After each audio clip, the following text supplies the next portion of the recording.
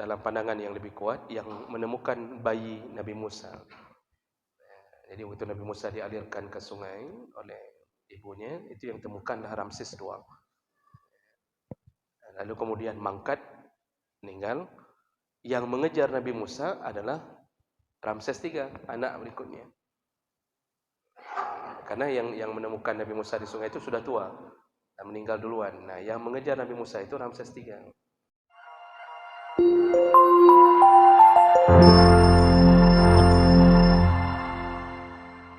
Berikutnya yaitu ayu amin ad-du'a.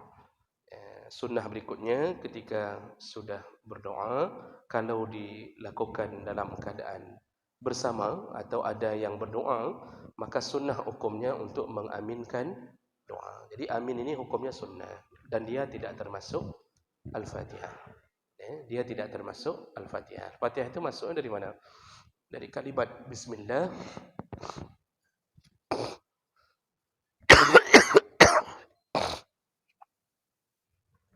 Dan Al-Fatihah itu dimulai dari Bismillah, kemudian diakhiri dengan waladhdallin. Amin tidak termasuk Al-Fatihah. Maka dalam fikih, amin, mengucapkan amin hukumnya sunnah. Oh, tidak ucap amin, tidak terucap amin. Apakah solat kita sah? Sah, tapi makruh.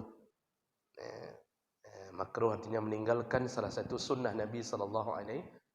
Sedangkan Nabi mengatakan sallu kama ra'aitumuni usalli, salatlah engkau seperti aku salat.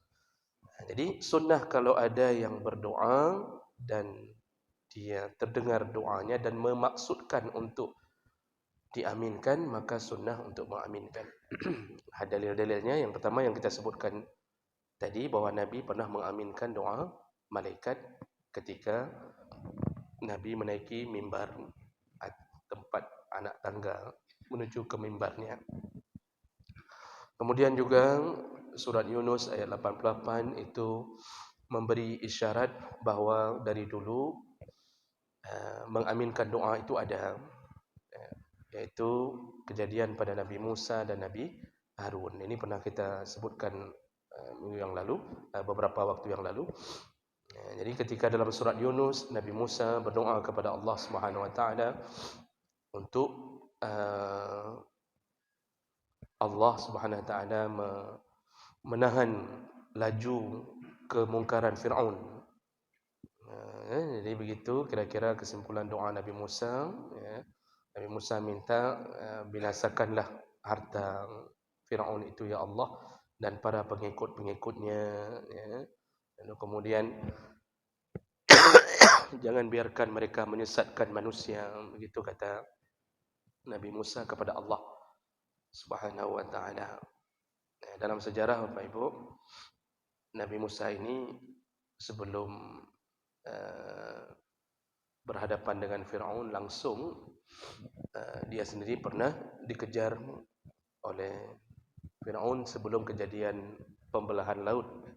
Itu ketika beliau menampar salah satu dari sukunya Fir'aun, karena punya sengketa dengan Bani Israel.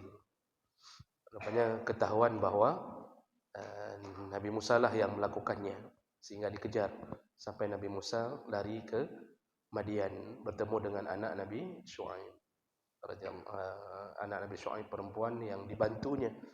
Nah itu setelah itu baru nanti masuk kembali ke Mesir untuk mendakwahkan Fir'aun.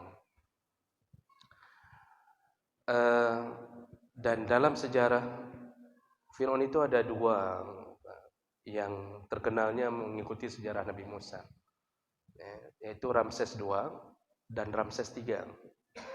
Ramses II dalam pandangan yang lebih kuat yang menemukan bayi Nabi Musa.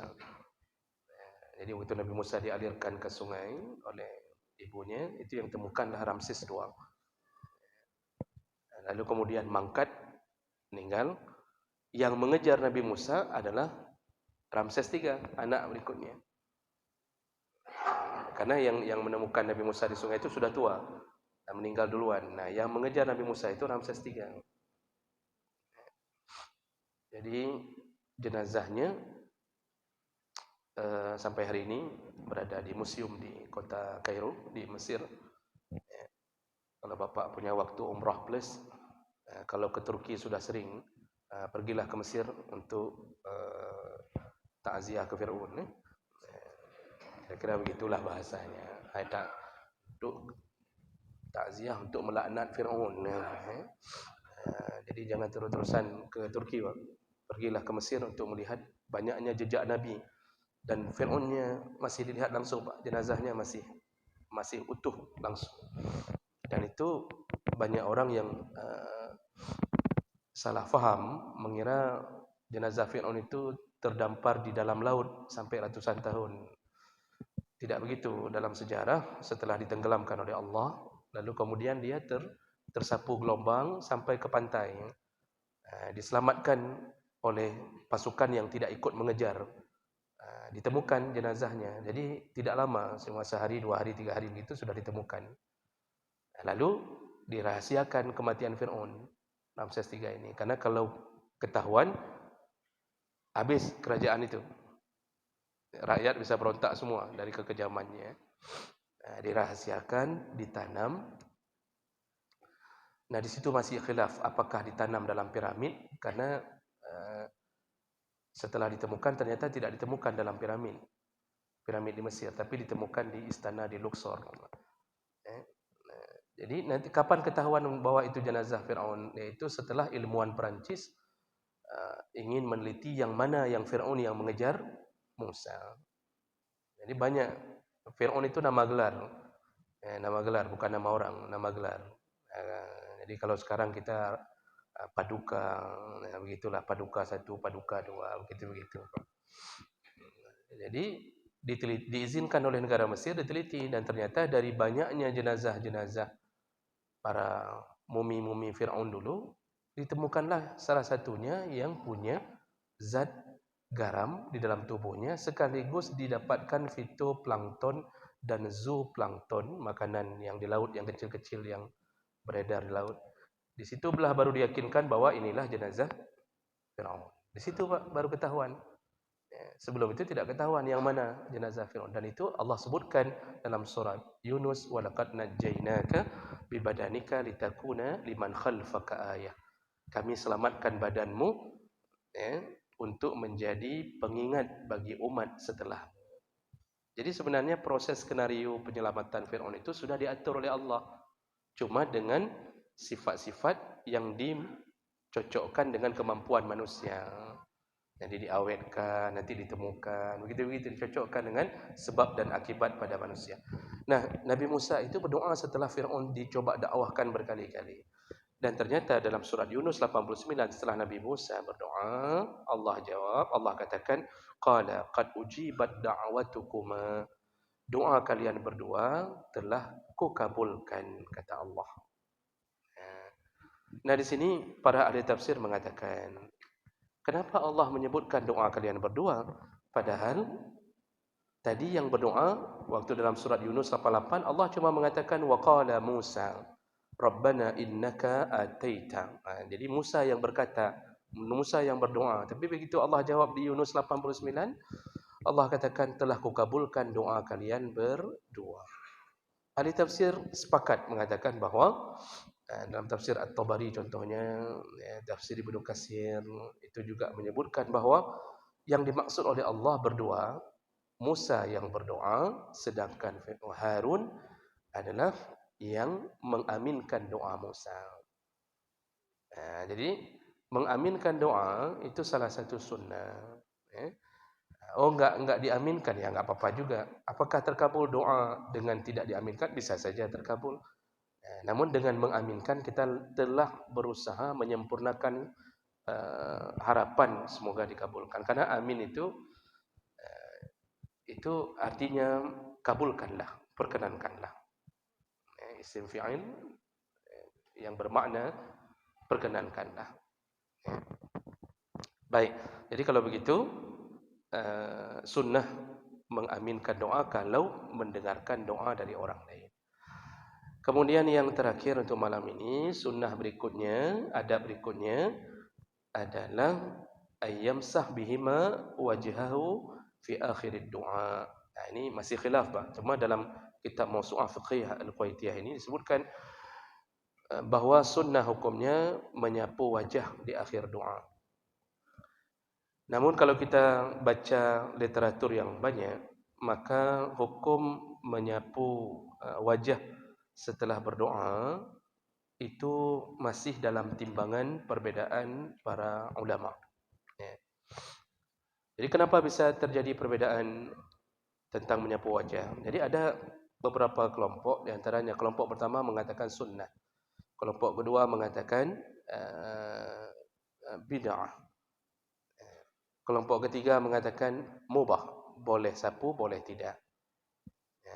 Dan semua itu bergulir karena berbeda-beda memahami derajat hadis. Jadi kalau kita belajar usul fiqh atau kita belajar tarikh tasyri', itu diajarkan tentang apa yang menyebabkan terjadinya perbedaan pandangan, perbedaan pendapat. Salah satu yang menyebabkan perbedaan pendapat adalah berbeda-beda memahami derajat, melihat derajat hadis.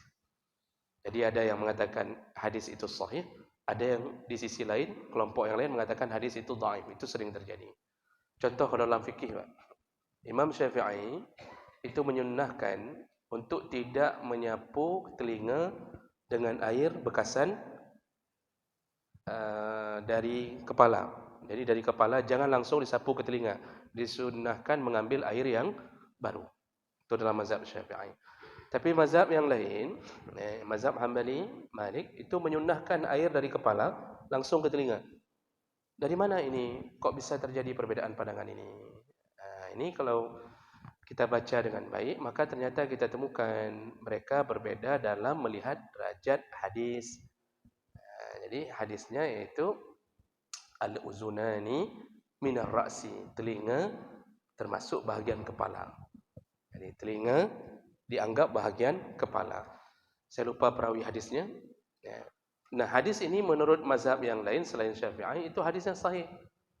Jadi telinga dianggap bahagian kepala, sapu kepala langsung ke telinga. Ini masih satu nih, masih kepala nih. Mazhab Syafi'i mengatakan hadis itu dhaif. Lemah hadisnya, tidak bisa dijadikan hujjah. Nah, jadi itu hal yang sering terjadi. Nah, salah satunya di sini hukum menyapu wajah. Jadi kan kita habis berdoa kan sering, setelah ini kita sapu wajah. Itu dari mana asal muasal? Selama ini kadang-kadang orang enggak pun pernah terfikir untuk bertanya. Karena ada sebahagian itu enggak mau sapu wajah. Setelah doa, dia turunkan langsung tangannya. Setelah doa, turunkan. Nah, tentu beliau pun mendengarkan dari pengajian-pengajian kan. Nah, tapi yang perlu kita tahu, ini semua berasal dari hadis, yaitu hadis dari Umar bin Khattab radhiyallahu anhu. Kana Rasulullah sallallahu alaihi wasallam iza rafa'a yadayhi fi du'a. Jadi Umar bin Khattab berkata, Rasulullah itu kalau sudah mengangkat tangannya ketika berdoa, lam yahuttuhuma hatta yamsaha bihima wajhahu. Rasulullah tidak pernah menurunkan tangannya ke bawah sampai lebih dahulu dia menyapu wajahnya. Imam Nawawi, Ibnu Hajar Al-Asqalani mengatakan hadis ini hasan. Kelompok yang membid'ahkan mengatakan hadis ini dhaif.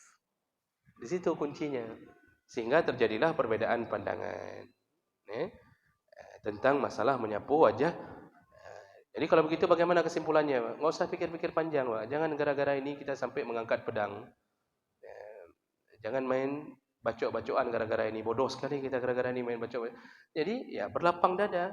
Yang mengangkat tangan lalu sapu wajah silakan. Yang tidak mau sapu wajah silakan, tapi jangan hina saudaramu yang berbeda denganmu. Itu saja selesai. Oh, sapu wajah silakan. Asal kita sudah tahu ternyata ada ulama yang juga mengatakan hadis ini dhaif dan itu kita hormati. Itulah ijtihad. Jadi jangan ribut-ribut. Begitu kita lihat wajah samping teman kita samping tidak sapu wajah, langsung kita mulai, kaidah mong, urang gop badanyo. Sudah masuk orang lain di masjid kita. Nanti ada yang mengatakan sudah masuk buaya masuk. Nanti buaya dalam dedang-deng misalnya gitu kan. Jangan usah ribut-ribut masalah itu. Biasa saja. Orang berilmu itu biasa saja. Jadi kalau kita yang kurang berilmu, kadang-kadang yang ribut-ribut kali, padahal masalahnya kecil. Mau sapu boleh, mau tidak sapu pun boleh. Selesai urusan. Jangan sampai dipanas-panasi. Ini ada pengajian memanas-panasi bid'ah. Yang sapu wajah bid'ah. Jangan silaturahim ke rumah mereka. Jangan datang hari raya waktu mereka. Angpaunya boleh terima. Misalnya begitu. Ini juga nggak boleh bukan begini. Yang sapu wajah pun menuduh, Pak ni nanya Wahabi mandumian. Santai saja, kenapa? Memang permasalahannya cuma di situ saja, Pak. Cuma karena melihat derajat hadis. Tenang kita. Yang harus kita perangi bersama maksiat, bukan yang masalah-masalah seperti ini, Pak. Maksiat nggak ada yang perangi, ya, aman-aman saja. Ya. Jadi ini aneh, yang besar nggak diperangi, yang kecil-kecil dianggap sebagai sebuah dosa. Padahal nggak ada dosa. Jadi ini boleh, silahkan sapu wajah. Setelah berdoa tidak sapu pun dibolehkan. Baik, saya berhenti di sini.